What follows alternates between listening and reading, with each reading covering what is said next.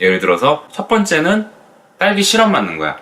그래서 걔는 4,000원. 원가 이런 거 다 해보면 4,000원. 그리고 딸기 생물을 넣은 거 있죠. 걔는 5,000원. 자, 그러면 어떻게 홍보를 하면 좀 좋을까요?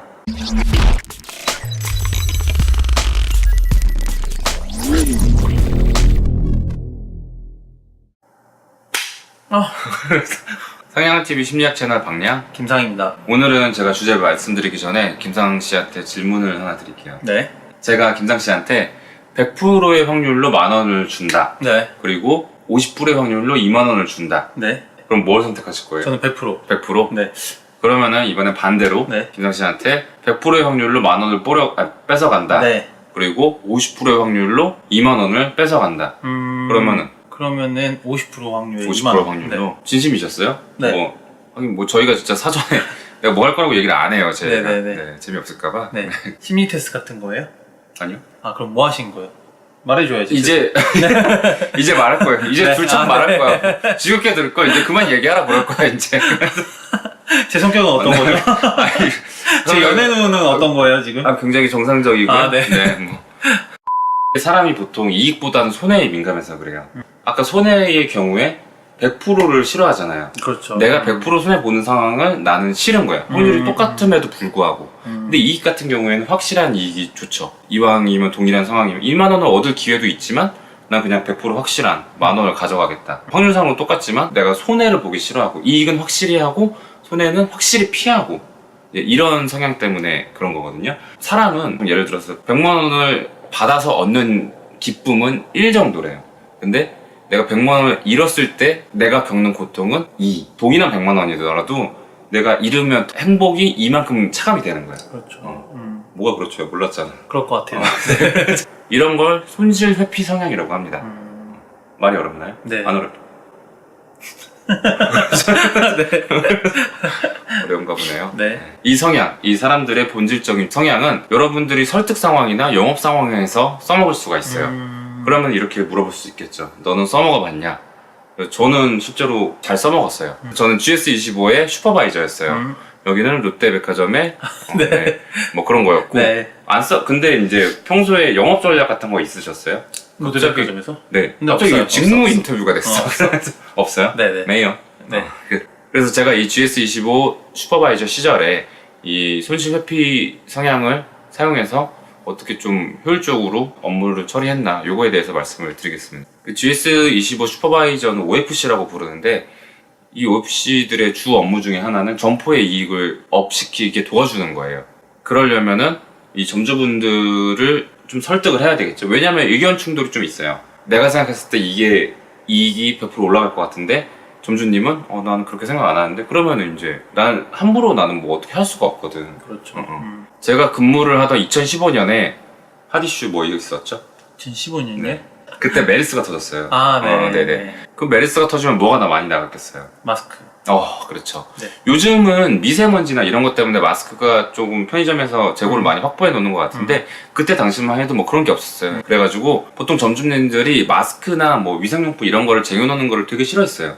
안 나가니까. 근데 메르스가 터지면 이런 애들이 수요가 생길 거잖아요. 그렇죠. 근데 제가 이제 발주를 넣자라고 이야기할 때 당시는 메르스가 나온 굉장히 초창기였기 때문에 별로 이렇게 점주님들이 동의를 안 해줬어요. 근데 뭐 백화점도 그랬는지 모르겠지만 편의점 같은 경우에는 뭐 하나 이슈가 터지잖아요. 예를 들어서 허니버터칩. 허니버터칩 뜨기 전에는 뭐 이거 그냥 뭐 발주 엄청 많이 넣을 수 있어. 몇 바스씩 넣을 수 있었는데 갑자기 얘가 터지고 나니까 물류센터에서 공고를 더 이상 못 해주는 거예요. 왜냐면 수요가 너무 많아서. 근데 손세정제나 뭐 마스크 같은 것들도 메르스 이슈가 딱 터지고 나면은 이미 끝났어요. 그렇죠. 발주를 못 해요. 너무 수요가 많기 때문에. 그래서 미리 쟁여놔야 되는 거거든요. 최대 발주 막 이렇게 땡겨가지고. 그래서 나는 이 점주님들을 상대로 우리 마스크 좀 많이 넣읍시다. 위생용품 많이 넣어야 됩니다. 이렇게 이야기를 해야 되는데 이렇게 이야기를 해도 점주님들은 싫어하시는 분들이 굉장히 많아요. 왜냐면 지금까지 잘 안 나가고 애물단지고 있어봐야 뭐 자리만 차지하고 괜히 뭐 나 재고만 떠안고 있는다. 이렇게 되니까 좀 발주를 많이 하시기를 싫어하셨거든요. 당시에는. 만약에 내가 점주님한테 점주님 이거 많이 발주하셔야지 지금 많이 발주 안 해가지고 나중에 우리 발주 뭐지 이렇게 수요 폭발했을 때 발주도 못하고 이러면은 우리 이렇게 손실이다. 어떻게 보면은 할 때 팔아야지. 빨리빨리 많이 발주를 해놓읍시다. 이러면 뭐라 그러겠어요? 나중에 안 팔리면 어떻게 꺼져. 그렇지. 그래서 이거 좀 뭐 얼마 안 팔고 말지. 내가 이거 몇만 원 더 팔자고. 근데 사실 몇만 원보다 많이 많이 벌었어. 그래서 아무튼 그랬는데 뭐 이거 얼마나 뭐 벌자고 내가 이거 하냐. 요렇게 많이 반응들을 하세요. 그런데 손실회피 성향을 자극하면 어떨까요? 그럼 뭐라고 말을 해야 될까? 생각 안 나시면 마세요. 네.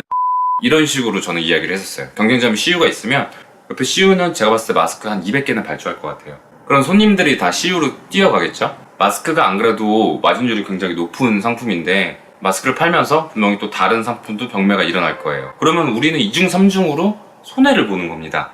이 손해에 좀 치중을 해서 점주님이 잃어버릴 수 있는 것들, 다른 애들에 비교해가지고 내가 손실을 보는 것들, 이거에 좀 포커스를 맞춰서 이야기를 해야 돼요. 그래서 저는 그때 당시에 이런 식으로 이야기를 해가지고 되게 손쉽게 내가 바라던 바를 잘 이뤄냈어요. 뭐 이게 뭐 거짓말을 하거나 등쳐먹은 건 아니잖아요. 근데 같은 말이라도 좀 다르게 이야기를 해가지고 다른 분들은 사실 이거 할 때 조금 고전을 했었거든요. 설득이 잘 안 되니까.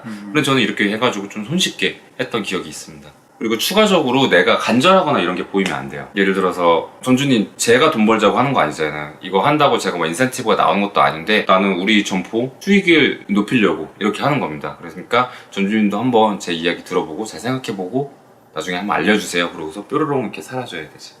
자, 우리 김상씨 이제 우리 라이프 커피 로스터스 카페 네. 오픈이 얼마 안 남았죠. 네, 맞아요. 네. 인덕원에 있고요. 놀러 오세요. 네, 장소는 제가 또 나중에 알려드릴게요. 네. 아직 오픈을 안 한 상태라서. 네네. 아무튼 이제 오픈을 해야 되죠. 그러면은 우리 이 카페에서 어떤 전략을 쓴다고 가정을 해봅시다. 네. 물론 제가 준비해온 이 사례는 쓸 일이 없으실 거예요. 근데 이제 알아두면 또 뭐 나중에 응용을 하시겠죠? 김상 씨가 카페 오픈을 하면은 딸기 라떼 같은 거 파실 거잖아요. 네네네네. 네네. 가격을 얼마로 책정하실 거예요? 원가 계산을 해봐야지 알겠죠. 제가 책정할게요. 네. 그럼 5,000원 정도 어떻게 생각하세요? 아, 네. 일단 그렇게 한다고 하고. 네. 그래서 네. 근데 특이하게 옵션이 두 개야. 예를 들어서 첫 번째는 딸기 시럽 맞는 거야. 그래서 걔는 4,000원. 원가 이런 거 다 해보면 4,000원. 그리고 딸기 생물을 넣은 거 있죠. 걔는 5,000원. 자, 그러면 어떻게 홍보를 하면 좀 좋을까요? 이런 상황에서 고객들한테 네. 이걸 프로모션으로 삼아서 우리 카페가 되게 좋은 이미지가 돼야 돼. 어떻게 하면 좋을까? 그래서 일어날 일 없을 거라고 했잖아요. 네. 그럼 생각을 해보라고. 네. 근데. 알려줘요. 그냥 네, 갑자기. 말씀해주세요. 네. 갑자기 김상 씨가 사라졌죠. 제가 편집 후반부를 날려먹었는데 김상 씨를 다시 소환할 수 없는 관계로 해설은 저 혼자 하겠습니다. 아까 이 상황에서 홍보를 어떻게 해야 될까요? 첫 번째, 딸기 라떼 4,000원. 그런데 딸기 과육을 추가하시려면 1,000원을 더 내야 됩니다. 이건 고객 입장에서 손해를 보는 느낌이죠. 그러면 같은 말이라도 어떻게 해야 될까요? 이렇게 말씀을 하시면 됩니다. 딸기 라떼는 원래 5,000원입니다. 그런데 과육이 필요 없으신 분들은 1,000원을 할인해 드립니다. 이거는 고객 입장에서 손해를 보는 느낌도 전혀 들지 않고 애초에 딸기 라떼가 5,000원인데 더 할인을 받는다는 그런 긍정적인 느낌을 주죠. 모든 프로모션 전략을 약간 이런 식으로 고객들이 손해를 보고 있는 느낌을 주기보다는 뭔가 내가 베풀어준다, 이익을 너에게 주겠다, 이런 느낌으로 모든 프로모션 전략을 좀 짜는 편이 좋을 겁니다. 이제 손실회피 성향에 대해서 잘 알게 되셨으니까 여러분들도 실생활에서 여러모로 한번 활용을 해보세요. 오늘도 도움이 되는 영상이 됐길 바라면서 전 또 다음 시간에 뵙겠습니다. 안녕히 계세요.